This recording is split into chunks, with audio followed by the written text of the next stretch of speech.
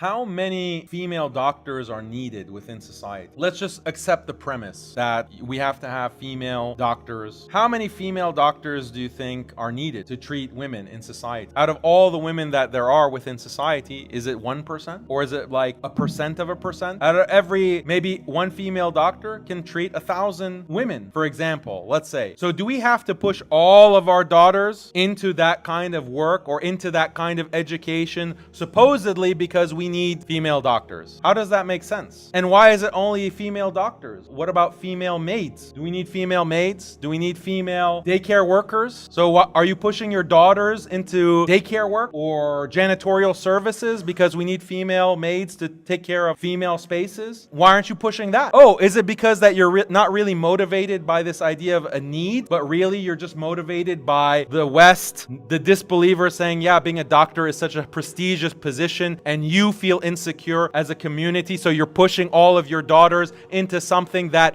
ultimately is going to mean that they'll be less happy, less fulfilled. They won't have the same kind of joy of family life and marriage that others enjoy. Yeah, there are plenty of female doctors that they're happily married, they have kids, and they're enjoying life. But for every one female doctor like that, there are many others who have their lives have been destroyed by pursuing a medical education, by pursuing any higher education. Do we want to have a real conversation about the statistics, about the reality, or do we want to use these kinds of tired explanations and excuses that don't make sense just to justify ultimately tashabbuh bil kuffar, just imitating the disbelievers, going down the path of the lizard hole?